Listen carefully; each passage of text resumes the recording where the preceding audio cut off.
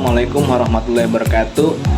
Perkenalkan, nama saya Nurholis Majid dari Prodi PAI kelas 4E. Dan saya akan membuat video untuk tugas UTS dari mata kuliah Hadis Tarbawi yang diampu oleh dosen Ibu Hajah Debibik Nabilatul Fauziah LCMA. Adapun tugasnya yaitu membuat video tentang kepemimpinan perempuan di dalam Islam menurut perspektif hadis. Nah, sebelumnya kita harus mengetahui apa hadis yang akan kita bawakan. Yaitu hadis yang akan saya bawakan yaitu Bismillahirrahmanirrahim. Haddatsana Utsman ibnul Haisam, haddatsana Aufun anil Hasan an Abi Bakrah qala laqad nafa'ani Allahu bi kalimatin sami'tuha min Rasulillah sallallahu alaihi wasallam ayyamal jamali ba'da ma kidta an alhaqa bi ashabil jamal fa'aqtila ma'ahum qala lamma balagha Rasulullah sallallahu alaihi wasallam anna ahla farisa qad malaku alaihim binta Kisra qala lan yufliha qaumun walau amrohum imrotan. Rawahul Bukhari, Sahihul Bukhari, yang artinya diriwayatkan oleh Utsman bin Haisam menceritakan kepada kami dari Auf, dari Hasan, dari Abu Bakrah berkata, sesungguhnya Allah telah memberikan hikmah kepadaku pada saat perang Jamal dengan suatu kalimat yang saya dengar dari Rasulullah SAW setelah aku hampir mengikuti pasukan unta, ketika kusampaikan kepada Rasulullah SAW bahwa kerajaan Persia dipimpin oleh anak perempuannya, maka baginda Nabiullah SAW bersabda, tidak akan berbahagia dalam kurung sukses suatu kaum masyarakat tersebut yang menyerahkan untuk memimpin urusan negaranya, urusan mereka kepada perempuan.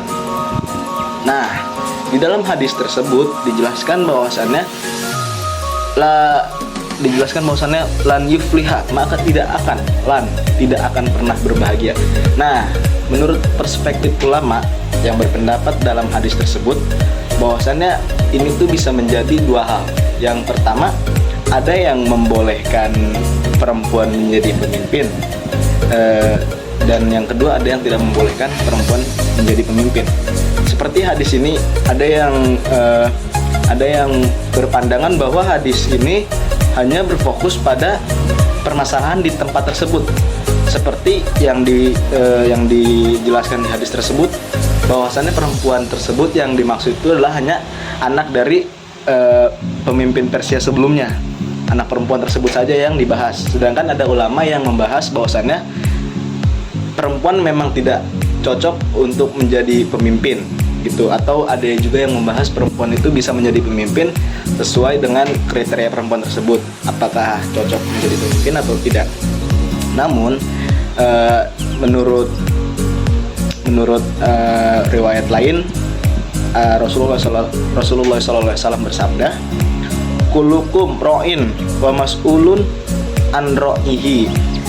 Nah, yang artinya setiap kalian adalah pemimpin dan akan dimintai pertanggungjawaban atas yang dipimpinnya. Seperti hadis lain juga yang dimaksudkan dari hadis tersebut, yaitu setiap laki itu juga bisa menjadi pemimpin dan setiap perempuan juga bisa jadi pemimpin. Contohnya seperti suami bisa menjadi pemimpin untuk mempertanggungjawabkan atas istri dan anaknya, dan istri pun sebaliknya bisa menjadi pemimpin dan bisa menjadi pemimpin dan dimintai pertanggungjawaban atas suami dan anaknya. Seperti itu. Jadi istri juga bisa jadi pemimpin di keluarganya gitu. Nah, ada juga hadis yang mana bisa dilihat dari, saya ambil dari perkataan guru saya, bahwasannya pemimpin itu tidak hanya sekedar memimpin saja, tapi pemimpin itu diikuti karena ju'ilal imam liutamima bihi, dijadikannya imam tersebut untuk diikutinya. Sedangkan jika sudah dijadikan imam dan makmumnya tersebut atau pengikutnya tersebut itu tidak mengikuti, bahkan melawan atau ya pokoknya tidak mengikuti gitu ya, nah itu sebaiknya sudah tidak jadi pemimpin lagi pemimpin tersebut, karena sudah tidak ada harga dirinya. Karena perspektif dalam kepemimpinan tersebut adalah ju'ilal imam liutamima bihi, dijadikannya imam tersebut untuk diikutinya. Sedangkan kalau sudah tidak diikuti, mending tidak usah jadi imam gitu. Baik, jika kita lihat dari segi derajat maupun segi kesetaraan, bahwasannya lelaki itu dari akal sehat, dari pemikiran, dari dan lain-lain itu juga berbeda dengan perempuan. Pasti lebih tinggi lelaki, karena derajat lelaki memang di atas perempuan. Dan pernah dan tatkala saya belajar di pondok saya belajar di kitab Riyadhus Shalihin, guru saya berkata di dalam hadis, wa'an Abi Hurairah radhiyallahu anhu anin Nabi sallallahu alaihi wasallam qala law kuntu amiran ahadan an yasjuda li ahadin la amartul mar'ata an tasjuda li zawjiha, rawahul Tirmizi, hadis sahih. Yang artinya, law kuntu amiran, seandainya aku bisa menyuruh ahadan, orang, an yasjuda li ahadin, untuk bersujud kepada orang lain, la amartul mar'ata, maka pasti akan aku suruh seorang istri antas juda li zaujiha, untuk bersujud kepada suami. Maka memang sudah dipastikan bahwasannya derajat lelaki itu lebih tinggi daripada perempuan, yang mana lelaki itu lebih cocok untuk dijadikan kepemimpinan daripada perempuan gitu.